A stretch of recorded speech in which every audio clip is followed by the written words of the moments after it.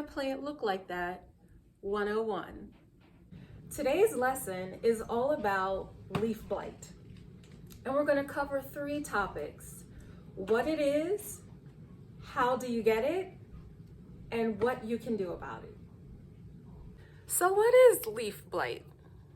It's a plant disease, and it's caused by bacteria and fungus infestations. Ew.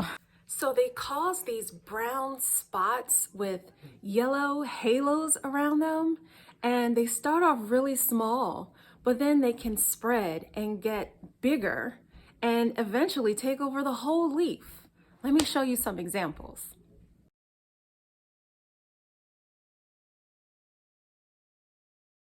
Okay, so how do you even get this?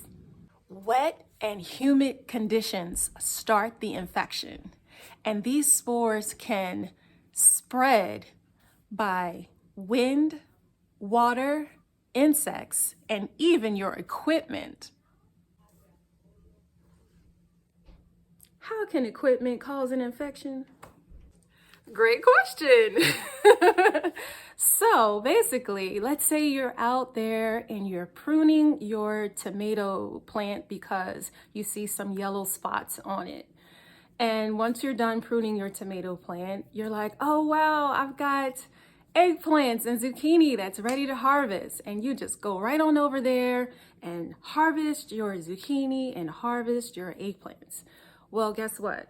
If that was tomato blight, then you just carried it on your pruners from that tomato plant over to your zucchini and over to your eggplant. So that's how equipment can cause infections. Well, that's a mess. What can we do about it?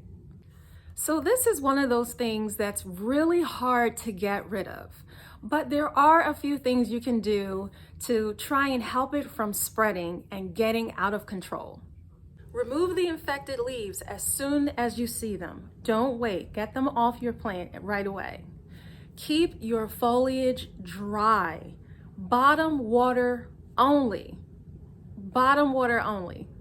When you're done working with one plant, clean your tools and equipment before moving on to another plant. This is good practice whether you see leaf blight or not, just in case, because it can be difficult to spot sometimes. The other thing you can do to help prevent the spread of leaf blight is to use a fungicide. And shout out to Turf Therapy for putting me on to this product. I haven't used it yet. If you can see, the packaging is still, not the packaging, but the tape rather, it's still on there. So I haven't actually used it yet. But I've been reading the booklet that comes with this product. In the back here, there's like a whole booklet. And this is super helpful because not only does it tell you how much to use, but it also breaks it down like per plant. So the first section covers things like ornamental plants and household plants. So if you start noticing some funky looking stuff on your snake plant or your fern, it'll tell you how much to use for those plants. And then there's a section back here for fruits and vegetables. So whatever you're growing, if you start noticing some of those spots and you're not sure, think it might be leaf blight, right here, it'll tell you how much to use for those particular plants. So I'm excited to have an actual topical application to put on the plant to keep this thing from getting crazy on you.